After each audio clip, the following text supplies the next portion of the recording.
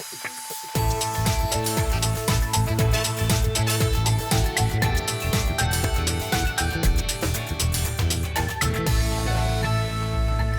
pieken en diepe dalen, want winst en verlies lezen dicht bij elkaar aan deze tafel joert. Fotograaf Louis Mulstee reizigde de hele wereldtour, maar belibbert zijn hichtepunt in Jorwert. En de dochter van Harry Boscher, wie een groot turntalent, maar rekken naar een trampolineoefening verlammen. Goeie, dit is Bient, waarin we nog even nagenieten van de allereerste wereldtitel van Sifan Hassan. Haar gouden medaille had een Fries randje. Sifan Hassan en Sejam komt. Maar nu moet ze weer de deur dicht houden. En dan is er ruimte. Dan is er ruimte voor Sifan Hassan. Want die ander maakt meer meters. De Ethiopische. Sifan Hassan is los en gaat op weg richting finishlijn. Wordt het een wereldindoortitel voor Nederland? Ja, Sifan Hassan wordt wereldindoorkampioen over 1500 meter. Uitstekend gelopen. Schitterend zoals ze dit hier afmaakt. Ja, piekenvel, Ike. Piekenvel. Ja, toch? Prachtig, ja. Wat had het zien trouwens, live? En dit wie in Portland, Amerika? Ik heb het net live zien. Het wie 20 uur trein. Ik heb de wekker er net van zetten. Ik dacht, nou, als ik wekker word, dan ging ik naar Sjen. Ik was een uur later wekker en ik heb gelijk even op de telefoon zien. En ik had het filmpje zien en nou, prachtig. Prachtig. Ja, van de mensen die het net weten, want Sifan Hassan komt uit Ethiopië. Had een skofje in Leeuwarden, doet ze 15 jaar weer. Kwamen ze uit Ethiopië weer naar Nederland. Had een skofje in Leeuwarden, ging toe op atletiek en kreeg hij als trainster bij Leonidas. Ja, dat klopt. En wie toen als zo'n groot talent? Het wie een heel groot talent. Ik ook gelijk al een Hassan, dat zij een fantastische drive hier om te rennen. Net echt technisch net heel mooi, maar wel enorm volle snelheid. En gewoon de wil om kampioen te worden. En dat was eigenlijk het eerste wat zij vertelde. Dat ze draven om kampioen te worden. Altijd maar weer dat in het doel verregen. Altijd in het doel verregen, dat hier ze toen al. Ja. Louis, heb jij iets met sport? Helaas niet. Helaas niet? Ik heb meer, ik zit meer in de kunst. Mijn liefhebberij is zeg maar kunst, musea, fotografie, beelden maken, beelden bedenken ook. Wel bezig zijn met beeld. Ja, maar sport, ik hoef je niks over buitenspel te vragen. Zeg maar. Nee, ik ben hier niet zo in thuis helaas. En, ik vind dat soms wel eens jammer. Ja. Het is net of ik van een andere planeet kom eigenlijk. Maar het is gewoon maar net waar je interesse in ligt. Ja, klopt. Ja. Maar ik vind het wel mooi, want zoals ik al zei, schoonfamilie Marjan Overliesslager. Dat was je schoonzus? Ja, nog steeds. En die coacht. En, dus ik krijg wel wat mee erover. Hè. Dus het is niet zo dat ik helemaal afgesloten ben van sport. Ja. Wat zij doet met het coachen, ik vind het gewoon heel mooi om dat ook te zien en te volgen en hoe zij dat doet. Ja, want het draven, dat het Hassan, Sifan, echt holpen, hè? Ja, klopt. Want toen ze voor het eerst bij de kwam, wie ze vrij scruten eigenlijk. Ze hier natuurlijk het nodige mooi maken. Want ze is natuurlijk vlucht vanuit Ethiopië via Turkije naar Nederland daar. Het een tijdje in een besletten opvang zitten in Zuid-Laren. En dit is een plaatje trouwens, een foto van op Leonidas, hè? Bij de atletiekvereniging. Dat is inderdaad tijdens een baantraining. Is die foto maken. Nou, het weer Famke van, zegt je niet hier. Een beetje een giecheltje. Maar ze wie gewoon heel scruten. Geen vertrouwen in die mensen. En gewoon dat stukje, dat heb ik haar vooral in die 2 jaar dat ze hier west had, heb ik haar dat bijgebracht. Ja. Tuurlijk, ik wil een protte trainen, maar toch liever lui dan moe, om het maar even zo te zeggen. Ze vonden het moeilijk om te accepteren dat ze er meer voor doen moest dan alleen maar draven. Dat is dus krachttraining doen moest, dat is duurlopen moest. En het enige wat zij worden weer racen, winnen. Ja, en dat koers ze natuurlijk goed. Dat nou heel had goed. documentairemaker Wilfried de Jong had een prachtige documentaire over Sifan Hassan. Ik heb even een stukje van Sjen. Mijn naam is Sifan Hassan. Ik ben 22 jaar. Tak, hoog. Ik wil gewoon vrijheid. Klasse, meid, klasse. Ze zegt, ik koop voor jou een wedstrijd, schoenetje, zo. Hardlopen was mijn redding. Het gewoon voor winnen is mooi. We gewoon winnen. Als ik verlies, ben ik heel erg boos. Ik voel me Nederlands. Ik hou van kaas. Ook pindakaas. Ja, mooi, prachtig. mooi om te zien. Ja, prachtig. En het bizarre is eigenlijk, ze is er nog maar 3 hier echt heel gedreven mee bezig, hè? Ja. Echt voor de sport. Ja, klopt. De jaren dat ze hier wie, ze trainde wel, ze deden wel eens een wedstrijdje. Maar wat ik vooral maar haar dienen ha is het maaien aan dat ze weer vertrouwen in die mensen kregen, want dat hier ze net. Ja, ze weer gewoon scruten voor alles en iedereen om haar heen. En binnen protten met haar paard west, kwam regelmatig bij haar thuis. Ik moet zeggen dat de stichting die haar opvang had, Stichting Ja, daar had ik een heel soort goed werk voor haar dienen. Maar wat zij al in mijmakker had, ook in Ethiopië, daar was ze net een soort toe vertellen. Nee, daar vertelt ze net een protte oer. Wist je het? Ik weet iets, maar ik denk net dat het aan mij is om daar via dus over te praten. Nee. Dat moet zij zelf graag willen. Maar zij had nou al, wat is nog maar correct, echt heel gedreven. 3 jaar dus maar de wedstrijd wanden. 2 Europese titels, een wereldtitel dus dit Oude Weekcoin. En haar allereerste wedstrijd, die wie in Utrecht. Ja. Maar ze hier geen gewonnen. Nee, dus het is een peerskon voor mij, Liend. Ja, en dat is trouwens deze wedstrijd. Dat is deze wedstrijd, stiert ze op mijn spikes. Want ze hier geen yield, ze hier geen gewonnen. En Nee. toen dacht ze van, ja, dat is...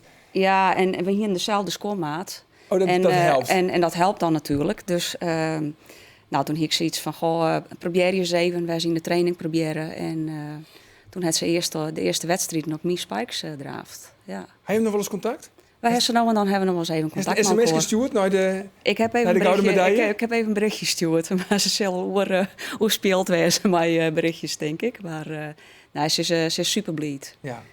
Nou ja, en de vraag is natuurlijk, pakt zij Olympisch goud in Rio? Wat denk je, Harry? Ja, ik denk wel. Ja? Ja, ik denk het echt. En we hopen het vooral, hè? Maar San begin? Ja, dan moet het erin zitten, hè? Ja, toch, Louis? Olympisch goud, toch? Ja, ik vind het wel mooi. Nee, Als ik haar gezicht zie, een prachtig gezicht. Mooi voor de portretten, denk ik ook. Gelijk alweer. Je denkt gelijk in beelden. Ik denk gelijk in beelden, ja. Maar ze hebben een mooi gezichtje en er zit ook power in. En de wil om te winnen, de wil. Ja. En dan denk je van, wauw. Gaat er straks te horen. Want Ja. Azen hebben we een reportage van het ingrijpende verhaal van trampolinespringster Milou Boscher. Maar eerst geven we naar fotograaf Louis Mulstee uit Krimpen aan de IJssel. Hij reist echt een hele verhaal. Hij ziet in oorlogsgebieden, zij is in het Jedder Joegoslavië en Cambodja, maar zijn camera als jinnigste wapen. En dan bedarret er toch tafel in Jorvert. En hij rekt het fort vereerlen op het dorp. 6 jaar lang gaat er Els Weekcoin naar Jorvert om daar portretfoto's te maken van de inwoners. Vereerlen, weet je wat dat betekent? Nee. Verliefd. Ja, dat ben ik zeker. Ja. Verliefd op Jorvert. Ja, dat kan je wel zeggen. Hoe is dat ontstaan? Ik ben daar gekomen met mijn gezin op vakantie. We waren in Friesland en uiteindelijk was ik in Mantrum terechtgekomen. En op een gegeven moment zie ik een zadeldak. Ik zeg, joh, laten we er even gaan kijken. Dat is een kasteeltje. Maar dat bleek toch gewoon de kerk te zijn. De kerk, ja. En toen raakte ik in contact met Gijs Mijnsma, Gijs. En dat gesprek duurde meer dan 2 uur. Ja, ik denk, dat is zo'n mooie vrouw. Misschien wil ze dat ik wilde een portret van haar maken. En ik vroeg dat. Ze zei van, nou, helemaal prima. Je krijgt mijn nummer en je moet me maar een keer bellen. Nou, dat heb ik een week erop al gedaan.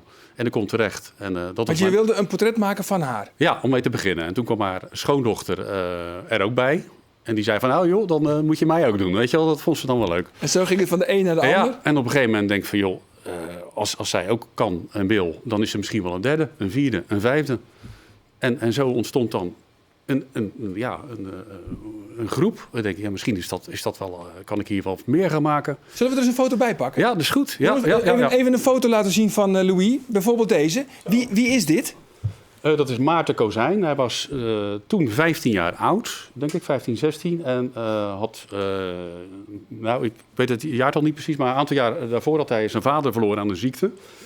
En zijn vader had hem een bootje gegeven of achtergelaten. Dat weet ik dan niet zeker. Dus ja, ik had het idee, ik moet iets met Maarten, met een bootje gaan doen. De symboliek bootje, zijn vader. Dat greep mij ook wel aan, dat verhaal. Maar dan had ik me in een bootje moeten zetten. En dat vond ik weer niet echt fotografisch. Nou ja, goed, dit beeld, dat zat al in mijn hoofd. Kettingen, een beetje een Rotterdamse accentje. Haven, vuil gezicht, arbeiders, staal. En het was eigenlijk matig weer. En toen ik mijn licht op ging zetten, kregen we eigenlijk zon. En op het moment dat ik afdrukte, dat ik eigenlijk dacht van jongens, dit is het. Zijn make-up zat goed als het ware, zijn noem je dat? Zijn smink. Ja. En dan kwam er een zon dat weer kaatste door het water zo tussen zijn armen. Ja, dan kreeg ik kippenvel. Want hoe ga je te werk? Want je hebt eerst met iedereen afzonderlijk eerst een gesprek. Ja, een intakegesprek van joh, wie ben jij? Wat is jouw passie? Waar ga je hart sneller van kloppen? Wat doe je voor werk? Heb je een gezin? Et cetera. Ja. En daar destilleer ik dan wel een idee uit. Want dit is zo'n intakegesprek, hè, waar we nou naar zitten te kijken. Ja, dat is een intakegesprek. In dit geval gewoon aan de keuken. Ja. Met haar man erbij. En ik zei, joh, kom erbij. En zij vertelde over haar dingen, wat zij bezighield. En dan schrijf ik wel. En dan probeer ik ter plekke al iets te verzinnen. Als zij het niet, dan niet. Zoals hier in de hooizolder? Ja. Dat vond ik wel mooi. Zij helpt mee op het boerenbedrijf. En ik vond het mooi, omdat ze ook overdag bij een kantoor zat. Nou, je mantelpakje aandoen. En dan in dat hooi, die contradictie, dat contrast vond ik mooi. Ja, en zo heb je dus 200 mensen gefotografeerd. Ja. Nou heb je in oorlogsgebieden gewerkt. Ja, in het verleden, in de jaren 80, 90, voor toen nog Koninklijke Marine. Ja, en ook wel andere grote brandhaarden heb je ook gewerkt? In Joegoslavië gezeten, ook voor Defensie natuurlijk, want ik was defensiefotograaf, marinefotograaf. En dan kom je in Jorwert. Ja, 20 jaar later. Krappe 20 jaar later. Maar dat is toch een omslagpunt? Een gigantische groot verschil. Maar dit is vrij werk, hè? Dus het is geen commercieel werk geweest. Dit is echt vrij werk.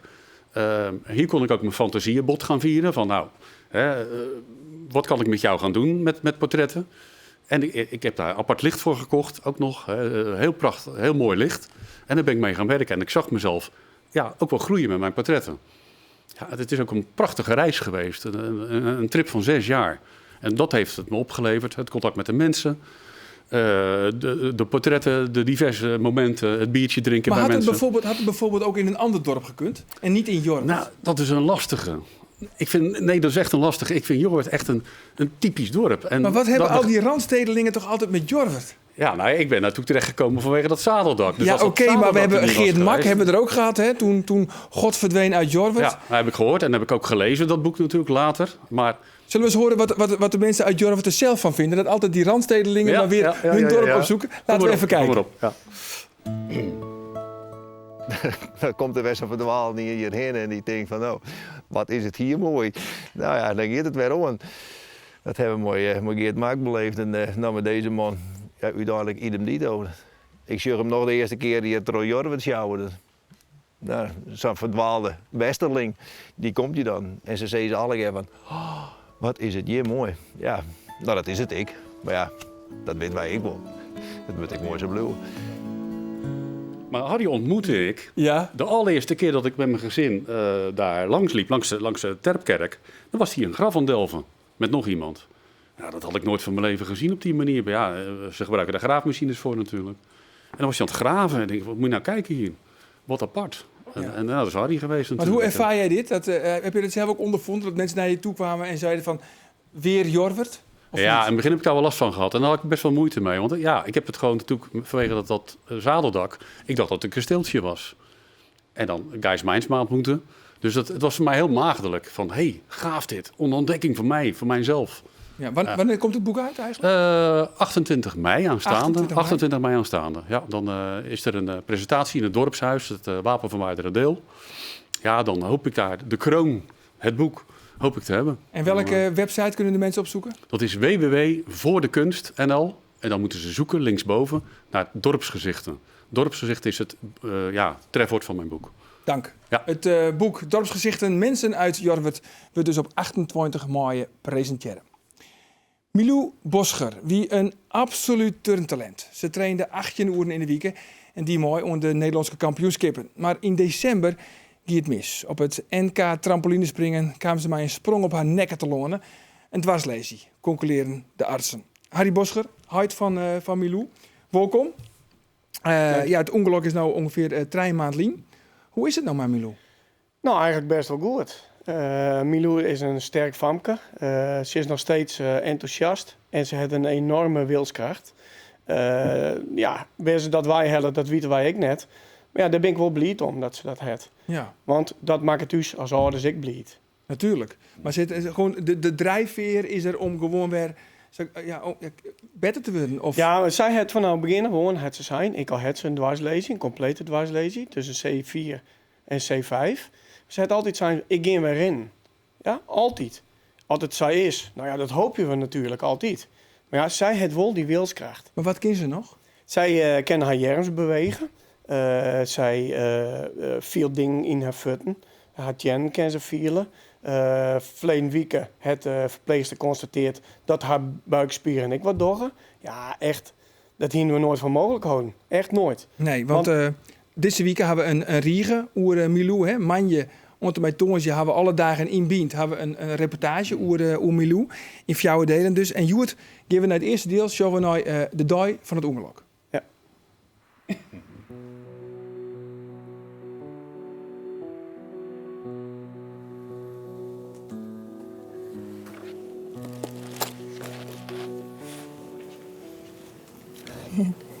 Priegel de priegel.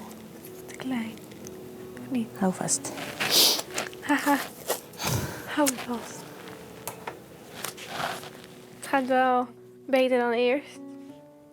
Het is soms wel verschillend hoe ik me voel, maar het gaat niet wel goed. Ik kan ook wel de hele tijd zeggen, ja, het gaat slecht. Maar zo voel ik eigenlijk helemaal niet. Het is gewoon, ja, ik weet dat ik niet kan lopen of zo. Dat ik minder kan en dat ik in een rolstoel zit alleen. Het gaat best wel goed met me. Zo is dat. Klaar. Ready? Zit het ergens onder? Nee, helemaal niet.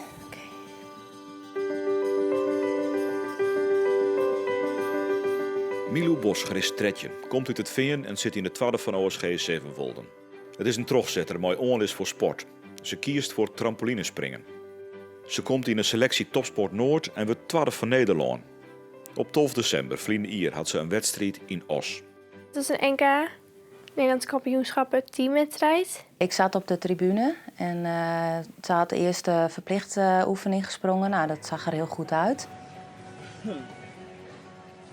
Voordat ik ga springen, dan heb ik bepaalde dingen die ik doe. Dan krak ik met de ene, zeg maar, probeer ik me te focussen en dan sta ik op de trampoline. En nou ja, ik film altijd alles. Dus ik was nu ook aan het filmen dat ze haar tweede oefening deed. En ik deed bij de derde sprong en ik maakte flippers. Dat is dubbelsalto met een halve draai op het einde. En ik liet volledig mijn handen los. En toen verloor ik al mijn snelheid. En toen kreeg ik een appje. Milou is gevallen. Ik zei, oké, hoe is het met haar? Oh, jammer. Maar ik kreeg geen antwoord terug. Ik viel sowieso op mijn nek en toen is mijn lichaam daarachter aangeklapt. Ik heb eigenlijk nooit daar beseft dat het heel ernstig was. Nee. En iedereen om mij heen waarschijnlijk wel, maar ja, ik ben denk ik toen al heb ik dat direct geblokt of zo. Het eerste wat ik zei is dat ik niks voelde. In niks. En ik bleef eigenlijk gewoon heel rustig. Want ik kon me wel in me gaan stressen, maar dat had niet heel veel zin, want ik kon toch niks. Ja, toen wist ik eigenlijk nog niet heel veel, maar wel dat het wel ernstig was. Nou ja, en dan schrik je gewoon. Ja, toen kwam de ziekenauto, toen kreeg ze een infuus. Toen dacht ik wel van, oh jee, een infuus. Dus we gaan nu echt naar het ziekenhuis, want ze bleef ook echt liggen. En daar hebben we gewacht tot Milou binnengebracht werd met een trauma ziekenauto. Nou ja, en daarna, ja.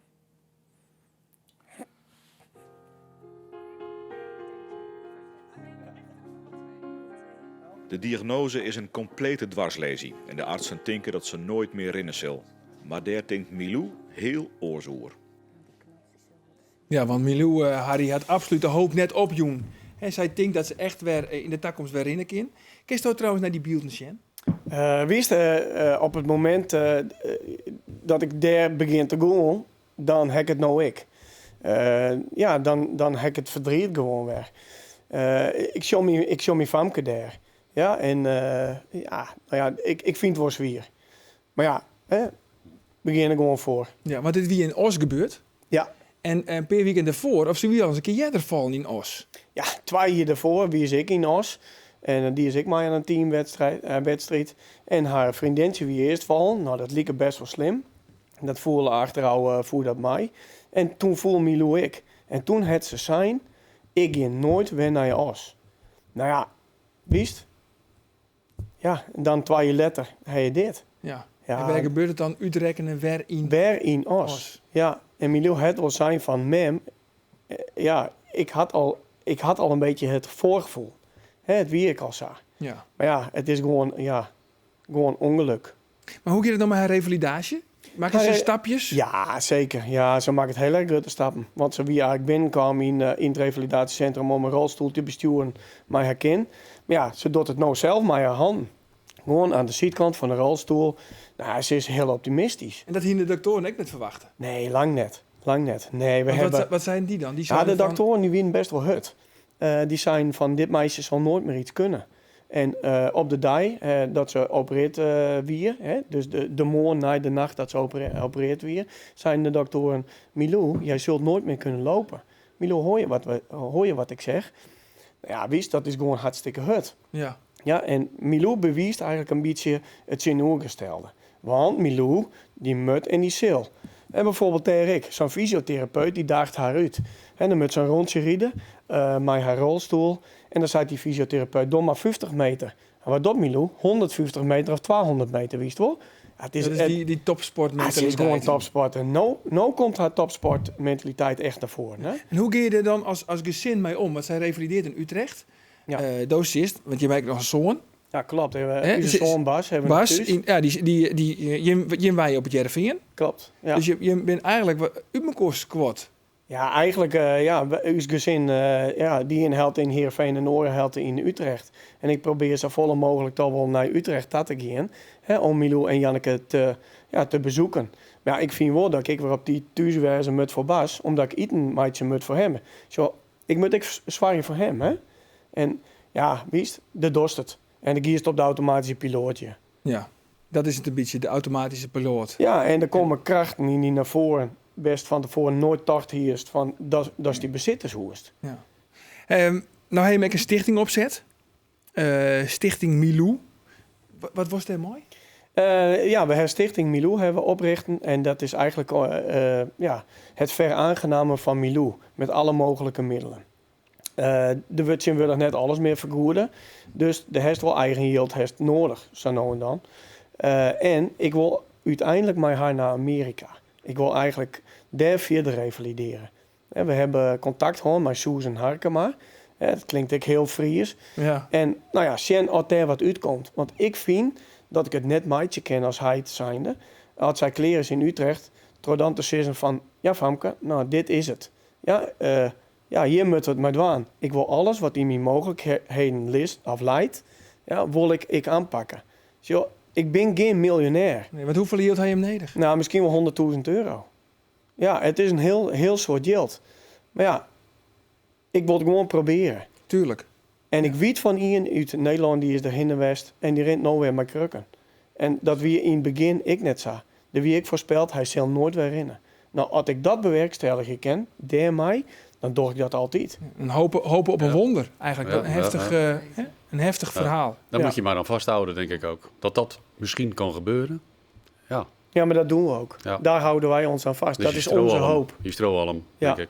Ja, elke strohalm, die pakken wij. Ja, tuurlijk pakken die. Ja. Want anders is ons leven kapot. Wat is dan de prognose? Dat ze weer thuis komen in? Of, Uiteindelijk komt ze wel weer thuis. Zal zeker naar haar eigen squallen te gaan. Ja. Alleen dat de verdere prognose medisch doen, weet ik net.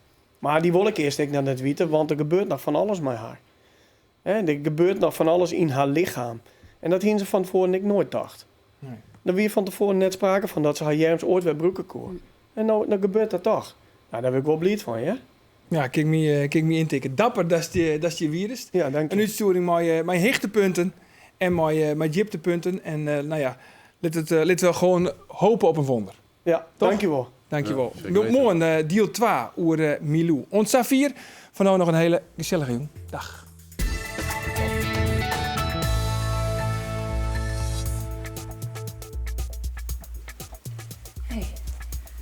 Viel je al wat beter? Nee. Och, jonkje toch. Nou, show morgen maar lekker naar Bient. Want dan vertelt Sineke Goorhuis... Sineke Goorhuis... dat Ben op squallen weer lekker kliederen matten. Viel me een stuk beter. Nou, mooi. Lekker.